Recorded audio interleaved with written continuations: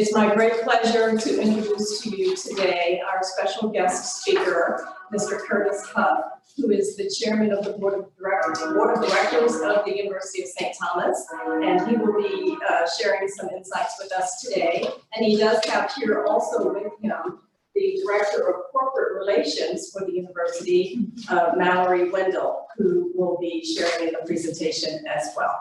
So with that, let me just invite Curtis to the podium. Please help me join him.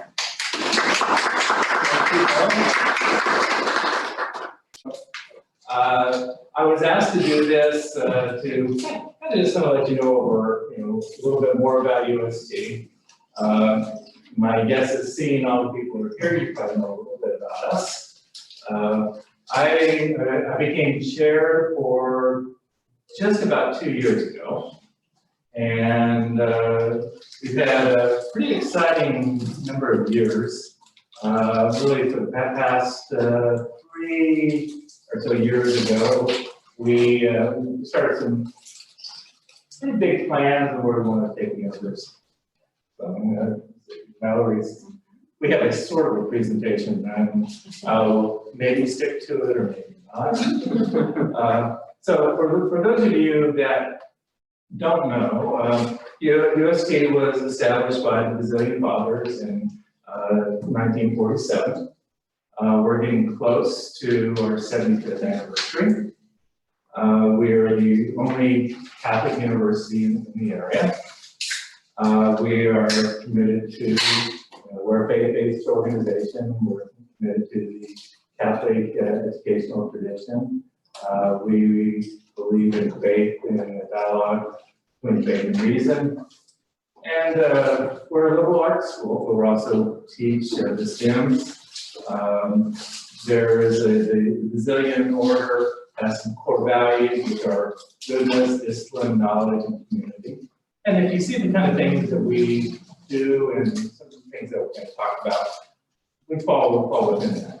We really focus on trying to be looking at our students and teaching our students to think critically, communicate, lead ethically. Our classes are fairly small, which you would know, and we're not. When I went to college, I went to a public college. I remember my 101 classes. I had 2,000 students in some of my 101s. 2,000 students is slightly around where we are, our whole university. So one of the things that I can't say got in my craw, but we used to always, I even have it here at the board level, people say, the University of St. Thomas is one of Houston's best kept secrets. It's like, so, and you're bragging about that? and so our marketing team basically said, and you're bragging about that? And our marketing team, of which Mallory is part of our team, says, I'm not really sure that's the right thing to be bragging about. So we can now go to the next slide. So the goal is for us to not go to the next one, because I'm not going to say anything about that slide there. Okay, so it's not to really be hidden anymore. So in 2017, we had a transition from presidents, and I don't know if any of you ever knew Dr. Ivany, lovely guy. Bob had been in the university, I think, about 12 years as president. And we took the opportunity when you have change of administrations to say, okay, let's shake up things a little bit. Let's re-examine where we are. And so in 2017, beginning really around the summertime, we began a program called Call Toward Tomorrow. And what the Call Toward Tomorrow was, it was not a strategic plan and a common sense, where you say, okay, we're going to just sit down, we're going to look at all these things.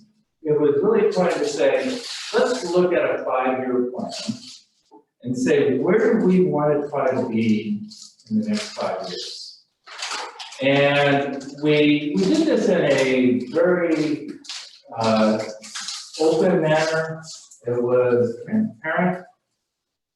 And we brought in representatives who were from our alumni, we had our faculty, we had our administration, we had board members, and we have members of the community, we had students. And our focus there was trying to say, first off, who are we? Okay, now, we have a mission statement, we have a vision statement, but, you know, the question is, ultimately, sometimes, if you are in an organization and you want to take the organization further, you want to have a shared vision within the organization. You want everybody who is talking about this to talk about it sort of in the same way.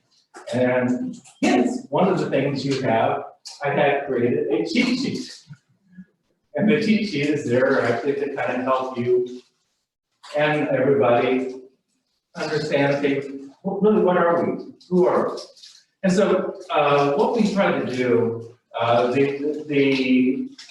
the call for tomorrow ended up with like 25 deliverables. So clearly it was not a strategic plan, because if someone built a strategic plan with 25 deliverables, you're probably saying you didn't do a very good job. And so the goal there was not that. But what we tried to do is try to say, what are some tactical objectives we want to have, and what are some of the things that we want to try to do. So the first item that we kind of looked at was, what is the ethos, the culture, and the spirit of the university? And it was kind of interesting. We had all kinds of discussions about this issue. And one of them was, we want to be a place where there is innovation. We want to be a place that has a culture of innovation. We want a place that has a culture of not being afraid to, I need to turn my sister off here, to not be afraid to have change, because change is often very, people are afraid of change. And so we came up with a phrase which unfortunately, sometimes I forget it, which is not a good thing. But we wanted to have a culture that is a fearless culture for positive change. And we felt that kind of phraseology would send the message that we're not afraid of the future, we will embrace the future, we will be innovative, and we will do this in a positive fashion. We're not going to be doing this in a defensive fashion. We're not going to be doing this in time to tell you what you have to do. But we want a culture to be positive, innovative, and looking to the future.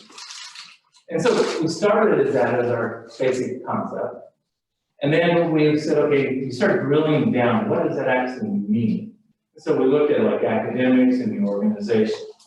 And so in the academic side, we said, okay, there's a whole lot of things that are core to what university is. It's core to what the University of St. Thomas is. And those things are like, we're a collaborative university, we accompany our students throughout the whole process. And we said, that really needs to be embedded in who we are. But we also need to be looking at proactively where we go. And we looked at the world as it is today and recognized that you cannot just do it the same way. You cannot just assume that next year the students we have are going to be like the students when I was in school or when Father Tom was in school. We had books and we were supposed to do this, and we knew I knew if I had a poli-sci major, I was going to be able to go to law school, which is just as a footnote. That's what I did, and I practiced law. But I also had, we didn't have really great mentors when our school I went to, which was the University of New Mexico. And so my thought was, okay, I'm gonna go to law school, poli-sci degree. I get into, I'm back in my second year, and I've taken all these poli-sci courses, and I go, I wonder what happens if I don't get into law school. And so I have a poli-sci degree. There's not a lot of jobs for a poli-sci major. So thinking that I was really smart, I thought I was going to get a much more focused degree that I could get a job in. So I got a second major in economics, which unless you want to be an economist, then you have a lot of other things that also was not that great a degree, other than it taught you to think good. And that is really a liberal arts education, and that is actually what we did. Now, one of the things that's really interesting in our life today, when students come to the university, they kind of know what they kind of want to do. A lot of them want to go into STEM, a lot of them want to go into certain areas. And, we focus on having a liberal arts education. We have fewer math people getting their majors in poli-sci and economics, but we still offer those. We still provide the education there. And even though while they may not be getting majors, they may have minors, we're providing that education. And so when we looked at our call for tomorrow, we said, we have to be flexible. We have to be able to move what we offer for our students in a way that actually fits that criteria. We also set some goals for us. It was kind of like the person who was in charge of kind of being our guidance counselor for this process wanted us to have these, I forgot, it was some big, holy, audacious goal. And so what was our big goal? And, and so we did spend a lot of time on that, but one of the things was retention rates. For those of you who don't know us real well, we're a Hispanic serving institution. Probably half of our student body comes from families that make less than $50,000 a year. Real challenges for retention, real challenges for 4-year graduation rates. And one of the things I'm really proud of the university that has been able to do from the time that I first came on board, which was like 10 years ago, was we really moved the needle on those things. I remember when I first came on the board, our retention rates were in the 50s, 60s, which is actually not crazy for our demographics and schools like this. Today, we're north of 85%.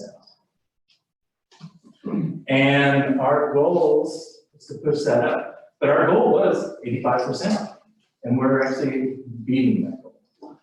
The bigger challenge that we have, and we're still working on this one, is our 4-year graduation. And that's a challenge because, again, demographics. And so we're really working to try to get that number up. Our goal for that is like 65% or something like that. We're not there. But I think we can get there. And I think with adding programs, and particularly finding ways to do financial support for the students, because in my mind, I got through school in 4 years, and the reason I got through school in 4 years is I knew exactly where I wanted to be after 4 years. And so if I'm going to school, and I can provide opportunities to make sure you can continue to support school, so you're not worried about how do I pay for this thing, and I can provide you with an education that you know when you get out of school, you have a job. All of a sudden, the mindset is, maybe I can really focus and try to get out of school in 4 years. And so the value to our students is graduate 4 years is phenomenal. And so we're looking at programs, we're going to talk about one later, which is called our Rising Stars for internships. I believe programs like that we expand throughout the university are going to help us get there.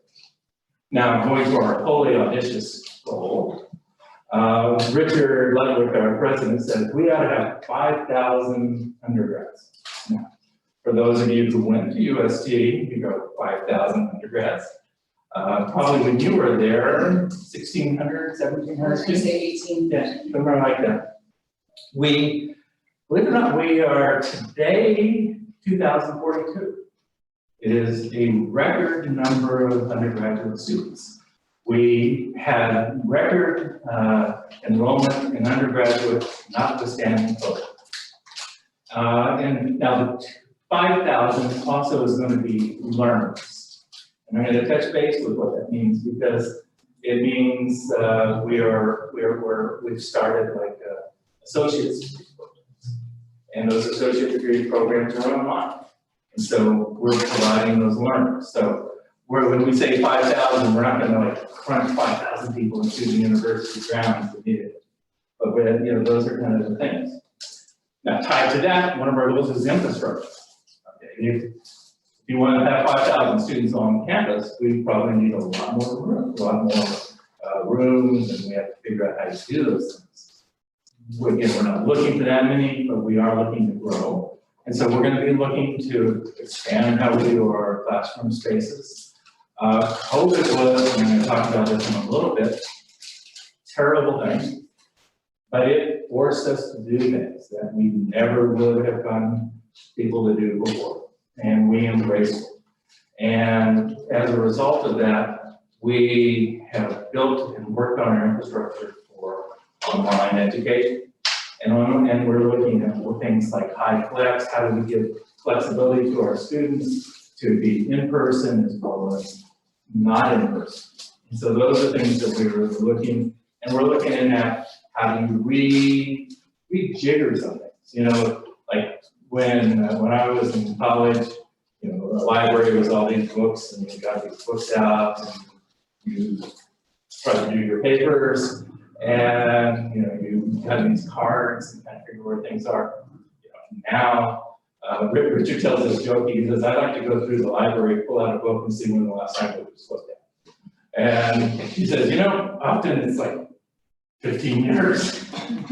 And so you have to say, maybe we have to revision,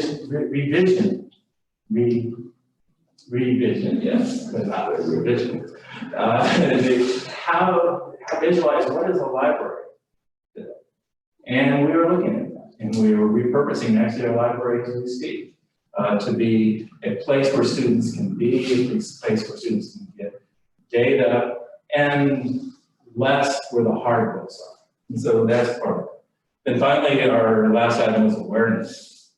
That was approaching. We no longer want to be this best kept secret.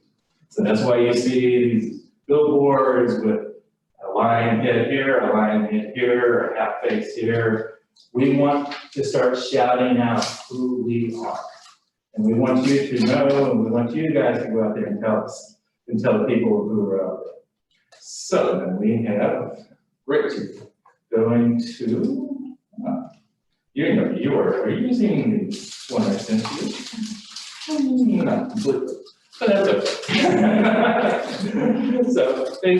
So following the call for tomorrow, you had to do some things to make it work, okay?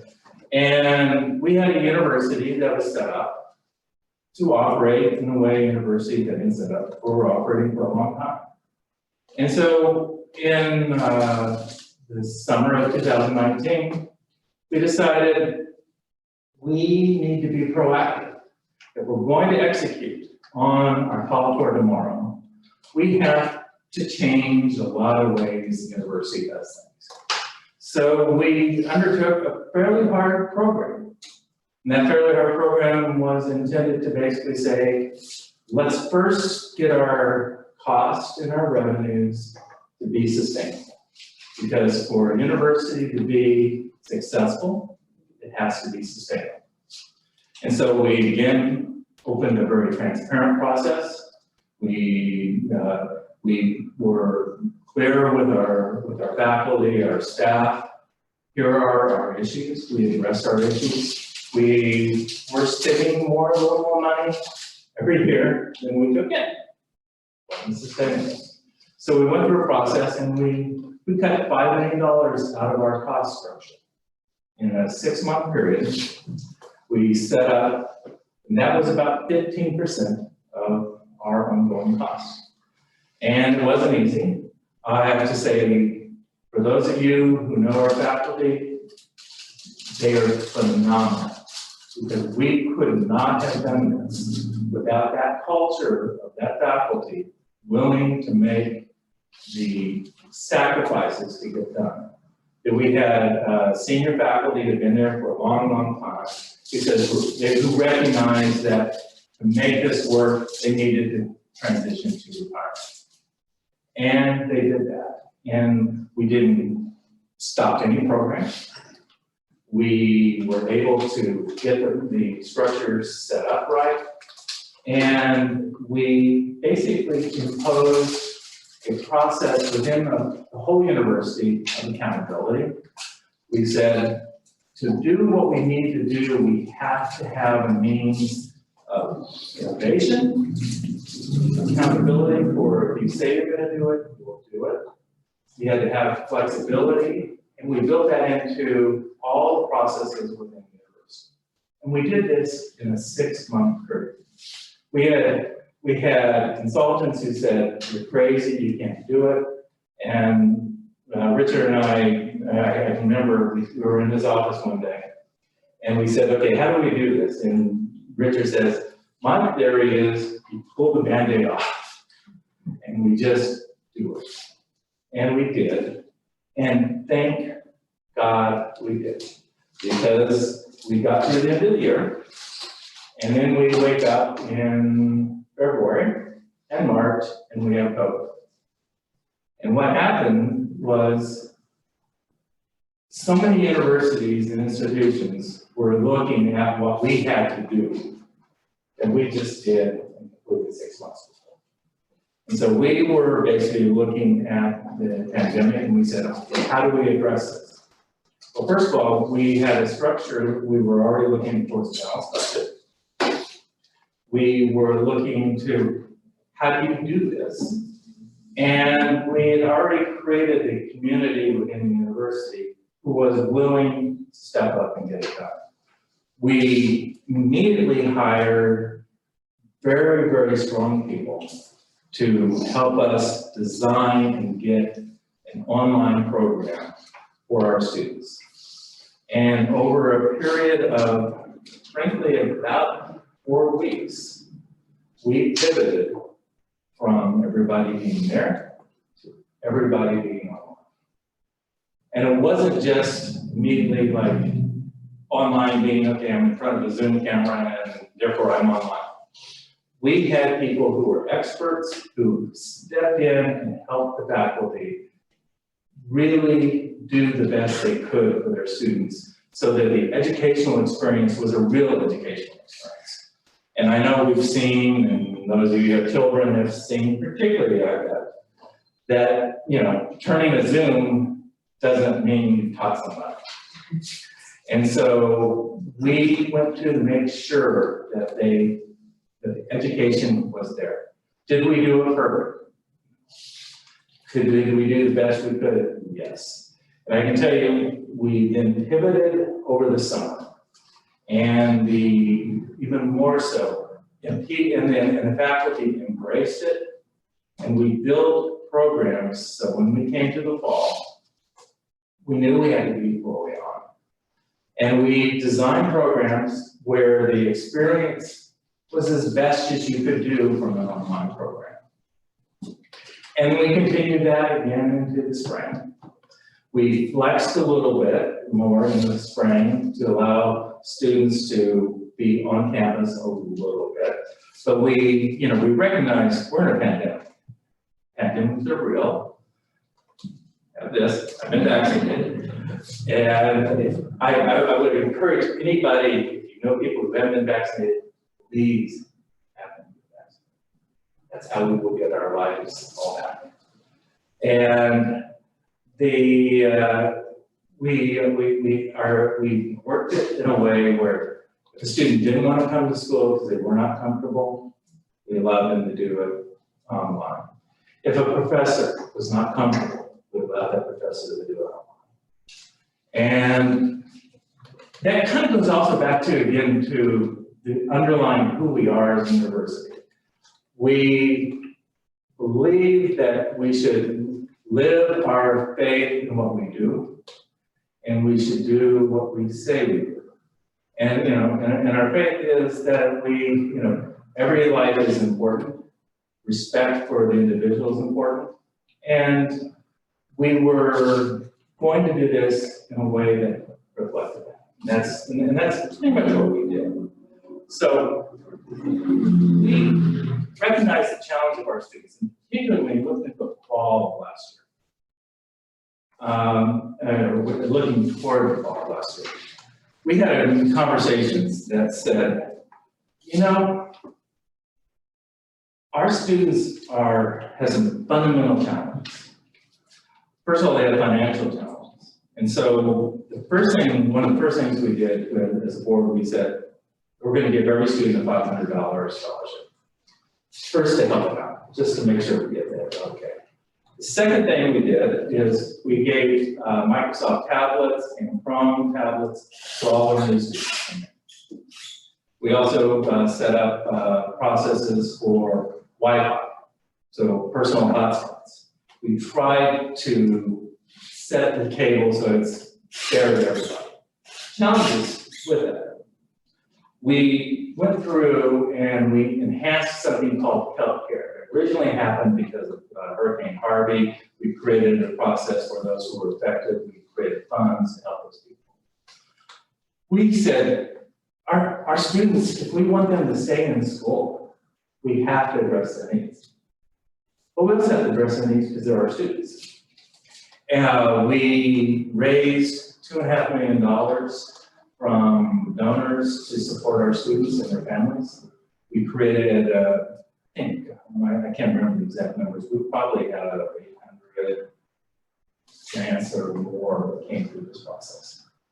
And some of them were, you know, my wife runs the Center for Irish Studies, and she was on the group who reviewed some of these things, and they're just heartbreaking. There was like a young girl who lived at home. Her parents worked in the restaurant industry. They were laid off. They actually had 3 siblings, and they needed money to pay the rent. And healthcare came in there to help them pay the rent. Similar stories. Every one of them had, you know, oh my gosh. And we continued that through the spring. And we let people reapply for the spring. And, you know, so notwithstanding that we had this huge pandemic, we had a phenomenal retention rate from fall to spring. And other things we did, we created an associate's degree program that had been there. We said, you know, there's going to be people who really need to will have an opportunity to do something. We basically offered first semester free for anybody who wanted to go into our associate's degree program. It was in cybersecurity. And the thought was, look, let's give them an opportunity. Clearly we recognize that not everybody's going to probably stay there for the second semester, but we thought, let's give them an opportunity. We had 600 applicants for that. We ended up with over 150 students in the program, and we probably have a retention rate around 50–60%. For an online program, very, very good. And so we learned a lesson there that we're going to actually keep that lesson and take that lesson forward. Is we're probably for our associate degree programs like that, we may just start offering the first semester free for the students. Because we think that if we can set the structure in a financial way, it'll work. And so those are the kind of things we're doing. We partnered with the Houston Food Bank. Food insecurity, I'm sure it's problems here, is a huge problem in Houston. We have a regular food distribution in Houston that probably takes care of 300 and some families every month. We increased mental health care for our faculty and our students and staff. saw a data point that is crazy numbers, like 30–40% of people have experienced some mental health issues during the pandemic. You can get it, and be part of the drug. So we, we kind of made it through this. Now the world is not, but I think it's getting where we're getting. We see we're ready to move forward. We see we've kind of made it through this process. We've learned through this process. We have an enrollment, again, that is a record enrollment. Over the last 2 years, we reintroduced our nursing program. We have 370 some students in our nursing program from 0. And we, in the Woodlands and Shenandoah, we have students there. This is a program we're going to continue doing because people like me are getting older and we need doctors and nurses and, you never know. And so that's what, we're going to continue doing that. We open this micro campus, very small campus, it's like really micro. But we are looking at how do we serve all of our community? And you all are part of our community. We've added certificate programs. We're adding all kinds of programs to deal with where the needs are for our students. You can go to the next one. You didn't go to the next. We're part of the Division III in NCAA. We joined with athletics during Bob Ivan's tenure. 0, we have over 200 students. Here's one of our alumni who play volleyball, right? Yes. But we have over 200 students who are at the UST, who probably would not be at UST but for our athletics. And they provide a diversity to the university. They provide, thought, opportunity. They provide a excitement. Our basketball team won its conference. And I heard today, which I should have done this before, we were only like 1 kick away from almost winning the other football conference, not American football. But we had a record endowment. 4 years ago, our endowment was $80 million. Today, it's over 125. Still doesn't need for us to do really well and help our students. We need to kind of double that. But we're working on partnerships. We're working on how to really get ourselves out into the community. So, what is next? We're going to continue doing what we're doing. We are going to grow the university. We are going to hit the objectives that we have for the call for tomorrow. We're starting a long-term strategic plan to really implement where we see not 5 years from now, but what do we actually need to succeed 10+ years from now. And we are looking at different modes of delivery of our educational system. We want to be the place that if you want to have a faith-based education, you want to have an education that is steeped in the liberal arts, but also at the same time gives you the tools to succeed in business, industry, education, philanthropy, whatever that is, we want to give you those tools. And that's what we're going to do. And we're looking at ways to make school affordable for everyone. Which then lets me segue to one of my children. I have no children, but I tell the story. So I have other children, which are all our students in our Rising Star program. And I don't know, how many are you familiar with Crystal Ray? Have you ever heard of Crystal Ray Jesuit? So, a number of years ago, we looked at, I shouldn't use the role, I looked at with some friends the concept of shouldn't the University of St. Thomas have something like Crystal Ray? Okay, so put notes for those of you who don't know Crystal Ray. fabulous organization. It's called Crystal Ridge Jesuit College Prep. It's in Houston. There's a number of them around the country. And what the whole program is there is looking for first generation students who want to go to college. And how they do it is they partner with industry.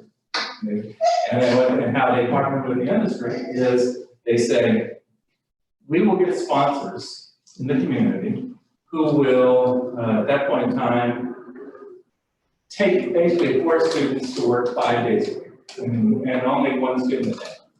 But it's like having one employee.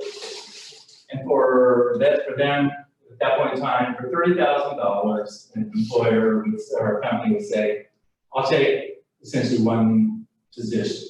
And that would be filled by 4 students. And that money would go to the high school to pay for the school education for the student. The student gets an education, gets an education gained in going to college, and the student learns maturity and what it means to be in a professional environment. So, totally successful. There's like 500 students at Crystal Ridge. So why can't you do that in college? I mean, if it works for high school, actually the model is better in college. I mean, and so I have to say, I ran into walls like this from time to time, because I've been actually asking this question for almost 10 years. And so I came to roll into as vice chair of the board, looking at becoming chair of the board, and I said, okay, I'm going to go with this one more time. And I got an introduction to the then president of Crystal Ridge. We talked about it. He says, great, how can I help? And so 2 years ago, we created a pilot program. We took 5 students, all from Crystal Ridge.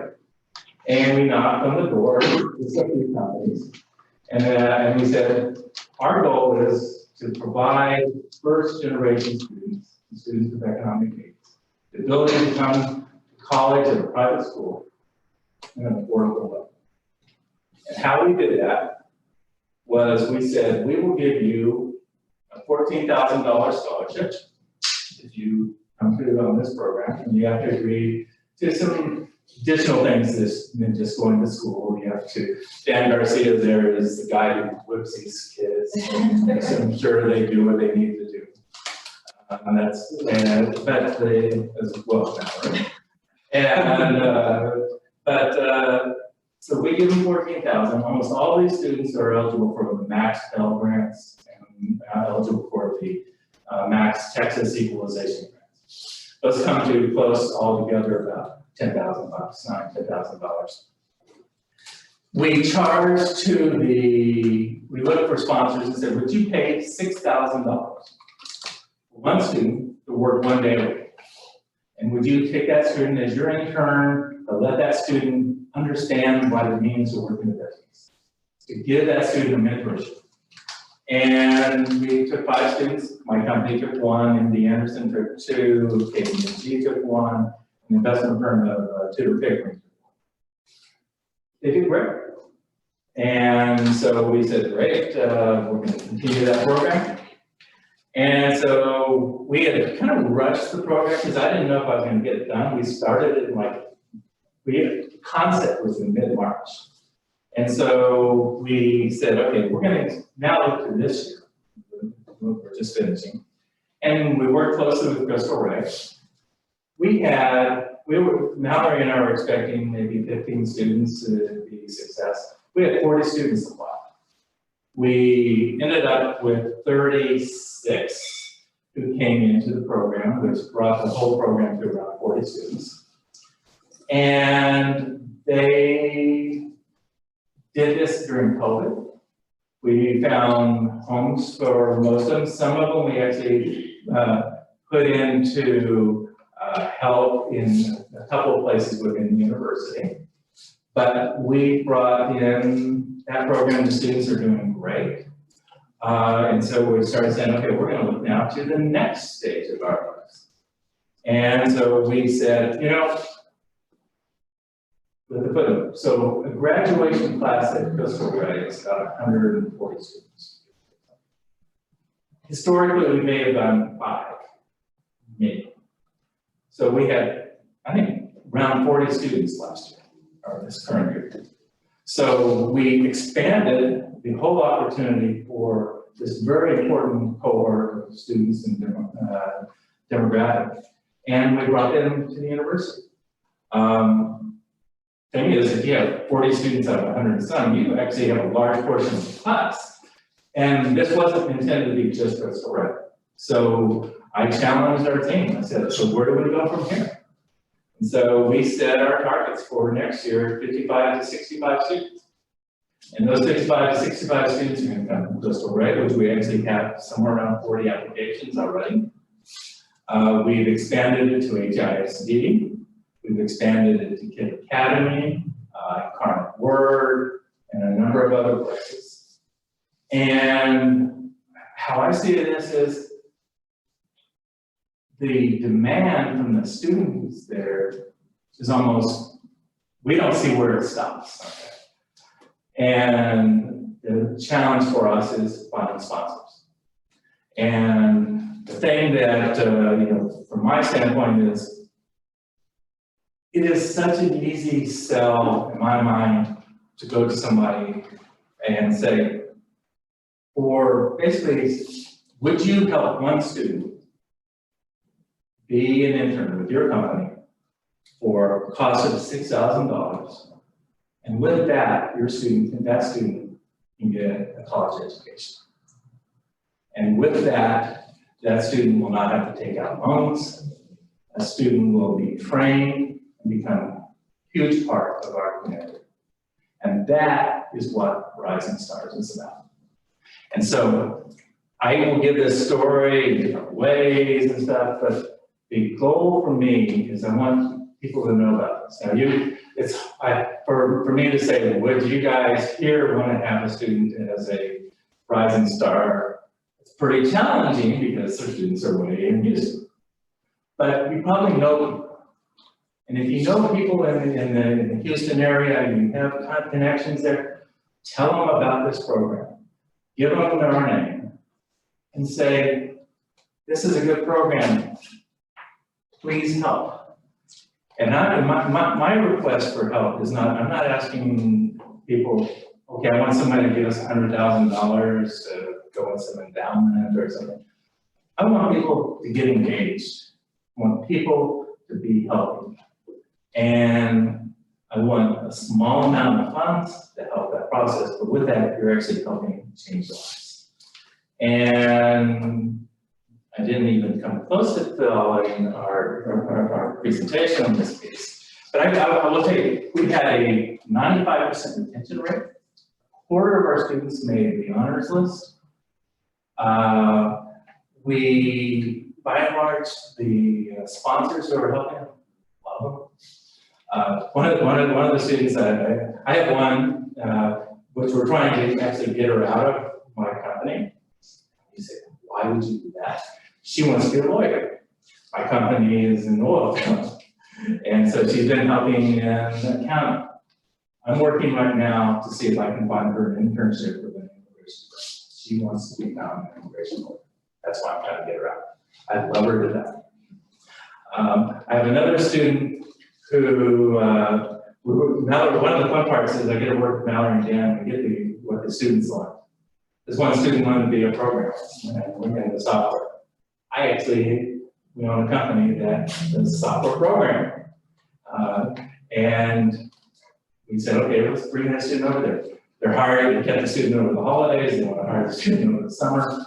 I think the student will probably ultimately be hired by that company long term. They tell me the students part of the team. MD Anderson has these students that have been with them from Crystal Ray, and they love them. And so, will we have a couple that aren't perfect? Yeah. But I will tell you the maturity and the capabilities of these students. And so I had 10 minutes, I was told. You didn't interrupt me, so somebody has to ask me some questions. But just a comment, where were you 20 years ago when I had to go to one school? Yeah, 20 years ago, I was running a public company. No, but it's a wonderful program, and thank you for letting us know, what your ethos is and Yeah. where you want to go. The question is, being here in Right. Orange County, what can we do? So I think what I would say what you can do is recognize who UST is. Recognize that we have programs that are aimed at helping this part of the community. If people have students, children who want to go to school, recognize we have these kind of programs. There's nothing that says that a student who lives up here or is going to school here, who is a top student who wants to go to school there, that we may not be able to make that work. A student could end up going and staying in our housing. I'm personally actually supporting not a rising star, but a first generation immigrant who is going to come to UST, and we're paying for her house. So there would be scholarships and stuff for that. So if you know someone this might resonate, let us know.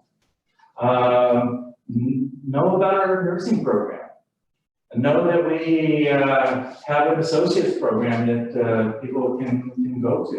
We're expanding that associates program to add 2 or 3 different kinds of associates. One is general business, one is chemical dependency, and I forget what the third one is. Do you remember what the third one is? It's something. It is, no, I guess it's chemical dependency, business, and we add our cybersecurity. What's being taught at this campus? This campus, what is being taught at this campus? Yes, Carla. I do know that they I are. look at others like theology, a master's in theology, there's a couple, but I wasn't sure of. The classrooms are here. The classes are here. Any class that's being taught here is pretty small. And so, the goal for us is, if we know, and Richard's not here, so I can beat on him without him seeing this. So one of the things that was really key to us when we looked at restructuring, getting the university right where it needed to be, was accountability. And so when Richard says, I would love to be able to do something in common, fabulous, but we have to have a business plan that makes it make sense. And so the process was, let's get a foothold in Conroe. And let's see if we can see that there is an opportunity for expansion of a program here, and we can see how to do it, then that's how we would do it. And so this is how we figure out, how do we actually bring ourselves to this community? There's so many opportunities here. What we do from a university and what our objectives are, and how we want to teach, we fit this community very well. We just need to find the right opportunity. We have to create the right infrastructure. Building buildings is expensive. And so we have to start knocking on people's doors to say, how do you build, how do we get that stuff? But the answer is, this is our beachhead. You let us know what's opportunities, you let us know, we'll figure it out. And right now we do, I'll come to the front. So I'm Brenda Menegas, and I'm the recruitment counselor here at USTMAX. And so right now we started off offering a variety of online degrees. We have a wide array of master's degrees. We have education, nursing. We have a new Master of Science in Business that's going to be 100% online and a 1-year program. So we're pretty much growing that list as we go along.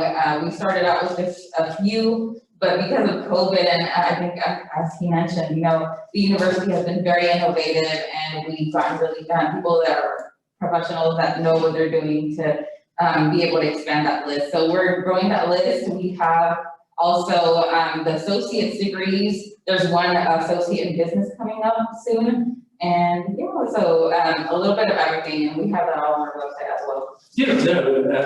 I am going to say something which I don't know, which I do a lot. But so, if I were thinking about this process, I look at this micro campus here, and I'm thinking, okay, what can I do here? I mean, one of the first ways I can see what we could do here, when we start looking at the fall, I guess it's the fall of this year, we are going to have, like, some of our core classes are going to be flex classes, and some will actually be online and stuff. You know, what would be pretty cool is actually getting, if let's say there's, 3, 4 people in this area who were wanting to come and just set the time frame where the students are here, participating with the class there. We can do that. And we gotta think about that. I mean, we probably are thinking about that.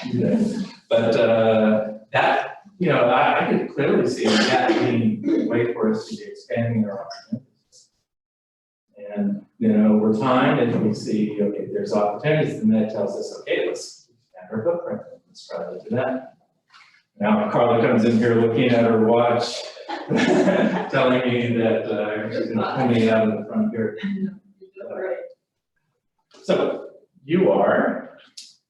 Tom Mendes. I graduated in 09 from USD. I just moved to Conroe this past year. So I assume you like USD? I did. Yeah, I mean, that's why I was. Yeah. I just moved back to Houston a little over 3 years ago, and I was thinking, oh, it's too bad. I'd like to be more involved as an alum. Yeah. And I moved to Conroe. I was like, well, it's too late. But then I found out there's a micro campus here. Yeah. UST followed me here, so it's fit right. Yeah, and so I guess, what I would say to those who, our message resonates, get involved here. Let us see how we can start working together. Let's see if, Richard's dream of I don't know, what's that? You have a micro mini, that's sort of next to this is the micro. And the USD would be our sort of USB mini. Let's try that. Tom's looking at me like, I'm not gonna go listen to you anymore. I was just thinking, or the best kept secret, don't say that. Maybe, don't say that. Word descriptive. That's right. You see what I'm saying? Yeah. Because this isn't. Nothing mini about this. No, there is nothing many about this. And this is our attempt to be here. And we're showing that we're committed to be here. And we're looking for the way to be here. Committed, you can already see that we're in the woodlands with our nurses. We will find ways to do this. And if what and how the university educates, if it resonates with you, let us bring you in with us and be part of our culture and our success of these programs. But love the city. It's I moved to Houston in the 80s, and at that point in time, there was a lot of space between Colorado and Houston. And today, we're together, and we're here for you. We hope we can find ways to really make it work for the future. Other questions? No questions. No questions. That's great. Thank you so much. Thank you so much.